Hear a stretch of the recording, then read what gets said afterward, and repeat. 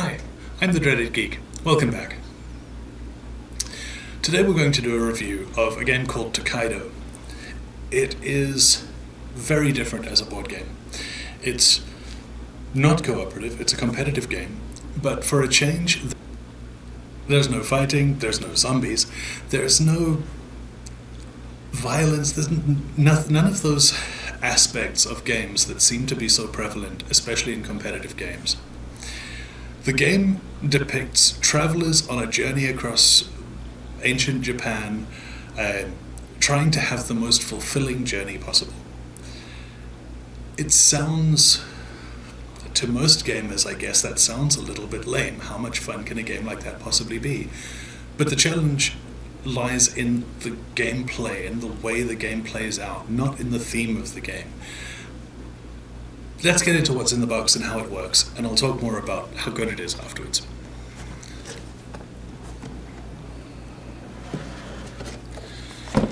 So, this is the main game. This is the first of the expansions that they released, which I will go into some detail about what's inside it in a second, once we've gone through the main game. I also own these two promotional packs that have been released for the game. The New Encounters, which is a pack of extra encounter cards that add a little something to the game, and one new Traveler. I'll describe what Travelers are in a second. I haven't played with either of the promotional packs yet, so I can't talk about how good they are or what they add to the game, but just know that there is stuff like that out there for this game if you're interested. So, the main game itself.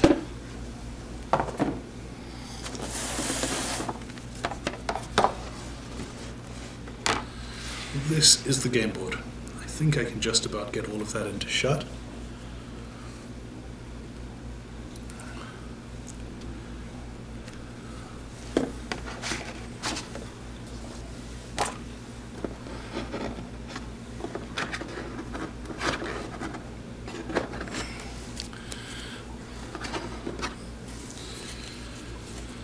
So first of all, players get dealt a Traveler, more or less at random. Each player gets dealt two and gets to pick one, because each one has a special ability.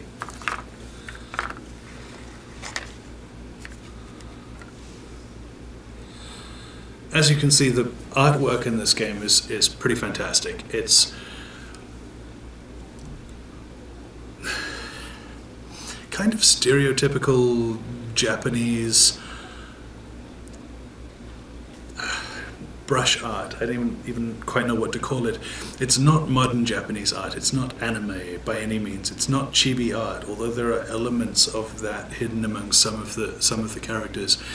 It's not traditional Japanese art. It's not quite that detailed, quite that fine. But it leans towards that enough to give you that feel. As I say, each character has special abilities. They're all depicted on the cards with these icons below, and some of them are a little difficult, and some of the special abilities in the game that are given to you by cards and others are also depicted with these icons and can be difficult to understand.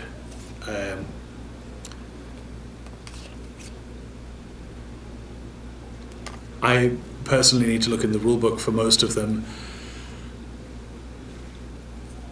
but I can tell you what some of them mean. This one, Yoshiyazu, when he encounters a Traveler, can pick encounters the Traveler, can pick two encounter cards and choose which one to deal with. When Umegai encounters a Traveler, she gets a bonus victory point and a bonus coin. Chubei gets a free encounter every time he buys a meal.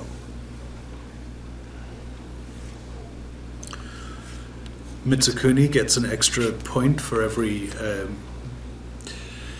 achievement card, and I'll describe those later, that he's won.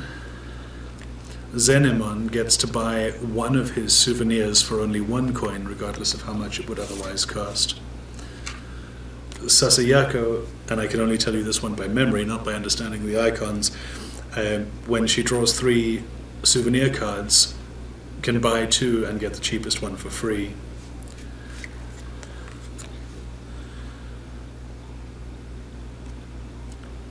Satsuki can draw a meal card at random and then doesn't have to pay for it.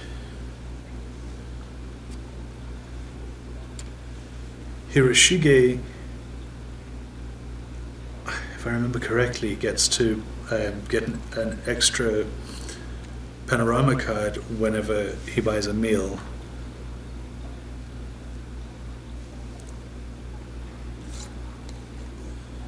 Kinko gets her meals for 1 coin cheaper. I cannot remember what Hirotada gets to do, and the icons are not reminding me. They're all quite different. Some of them are more powerful than others, and the balancing factor is the starting coins that each one gets. Satsuki only starts with 2 coins, but then can get her meals for free. Hirotada starts with 8 coins, which is quite a lot. Kinko with 7, which is quite a lot. If you compare those two, Kinko starts with 7 and gets her meals for 1 coin less than usual. Satsuki gets a random meal for free, but only starts with 2 coins. The balance isn't perfect.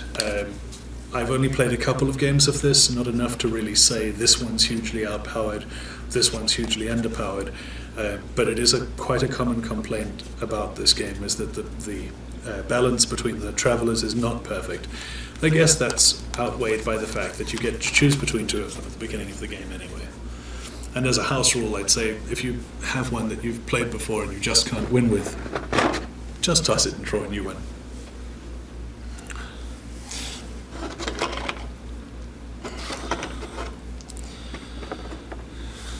So, I draw Satsuki as my character, and I'm playing the yellow character.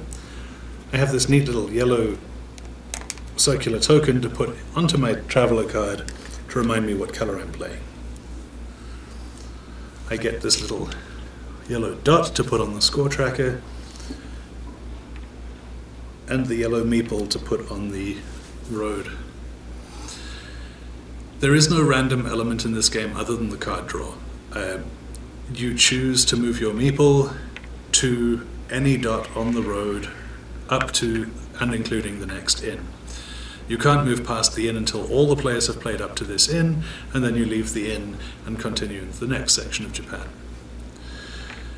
I could choose to go to the very first space, which would guarantee me that once everybody else has moved, I will be the last person on the road, the person closest to the beginning of the road. And the person closest to the beginning of the road is always the person that gets to go next. So if I was in the situation where, in a 2-player game, for example, the grey player had chosen to go here, I could choose to move here, and then I would get the very next move. So there'd be no reason not to move to the temple in between.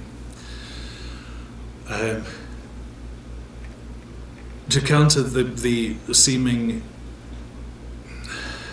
determinism of a 2-player game, there is a neutral character who comes onto the road as well during a 2-player game, and the control of that neutral character is given to the person who is at the front on the road, yet the next player to play is at the back on the road, and that balances that out a little bit, whether you want to move ahead and control the neutral character or stay behind and get to move next. The actions that happen on each space on the road are relatively simple. If you land in the village, you can draw and buy souvenir cards. If you land at the temple, you can donate money to the temple. If you land on these pink squares, you can draw an encounter card, which is to encounter another person on your travels. The green, white, and these darker blue spaces here are the 3 panoramas. Every time you land here, you take the next card in sequence from the deck, and if you can complete the sequence, you gain some bonus points for that. This lighter blue color is the bathhouse. You draw a card from the bathhouse and hot springs, rather, and gain some victory points for that. The farm gives you money. It's the only way to replenish your money. And that's it. That's the variety of spaces there are to land on. Choosing which square to move to, which space on the road to move to, whether it's to give yourself the greatest benefit or to deny your fellow travelers being able to land on that space, is a lot more tactical than it seems. Having to manage buying souvenirs, buying meals at the inns, which are the things that give you the most victory points of anything on the board, completing panoramas, which are free, or making more money from the farms so that you can go back and buy more things. It's quite a balancing act, and it's a very interesting one to play through. As a traveler myself, I think this game does quite a good job of capturing, do I want to spend money on that thing? Do I want to save my money for an experience later instead of spending it on a thing now? Giving points for doing different things in the game rather than doing the same thing over and over again. To me, feels true to traveling. I like to have varied, unique experiences instead of going and doing the same thing over and over again. But then there are some places that give you benefits for doing the same thing over and again, like the panorama cards. You get 1 point the first time you land on one, 2 the second, 3 the third, and so on. So the game has both elements to it, and I think whichever it is you feel talks to you, you'll find enough of it in this game to feel true. Oh, the achievement cards. I didn't talk about achievement cards. At the end of the game, there are a few achievement cards in the box that you take out and score. The achievement cards are awarded for the person who has been to the hot springs the most often, the person who has completed the most panoramas, the person who's encountered the most guests, the person who's eaten the most unique meals, those kinds of things. And each card is worth an extra couple of victory points to the player who wins it. Here they are, in my hand all along. Oh, they're all worth 3. Look at that. That's easy.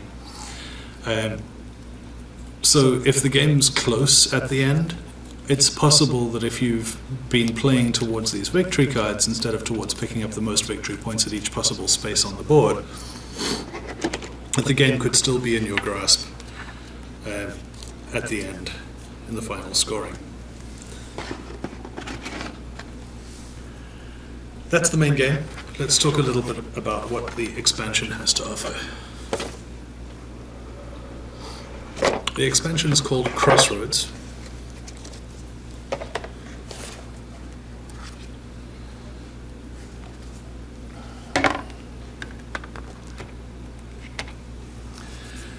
And the main thing that it offers is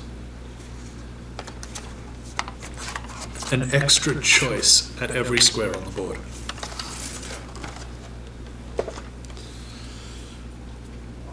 So if I land on the village, and there's similar choices to the original choices as well. If I land on the village, I can buy a souvenir, or I can buy an artifact. I can land on the temple, I can donate money to the temple, or I can buy a mystical talisman. The talismans all give once-off special abilities to be used at some point during the game. If I land on the encounter square, I can either have the normal encounter from the game, or I've forgotten what they're called, but one of the special encounters from the expansion pack that have they're less encounters with people and more events, and they give you bonuses at the end of the game based on, similar to the achievements, but on different criteria. When I land on the inns, I can choose to have a meal, but now there are some other options where some of the cards benefit you from not eating meals, so there's not always the rush to get all of the meals that you can. And then there's the gaming house where I can gamble money. Ah, where's that roll when I need it? The new travelers gain Bonus victory points from meals. Gets to gamble money at the inn.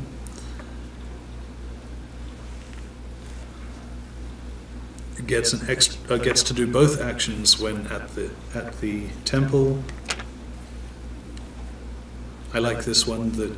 The kid gets to get a free souvenir when he buys a meal. The kid gets the Happy Meal.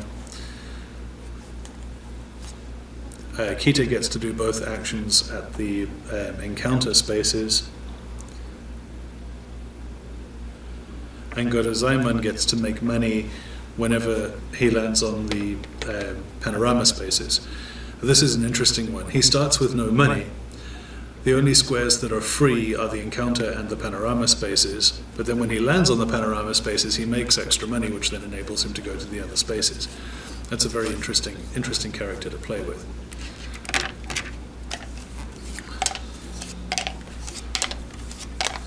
So the characters add a little something, a little bit of variety to the rules, and then the game gives you these options at each space.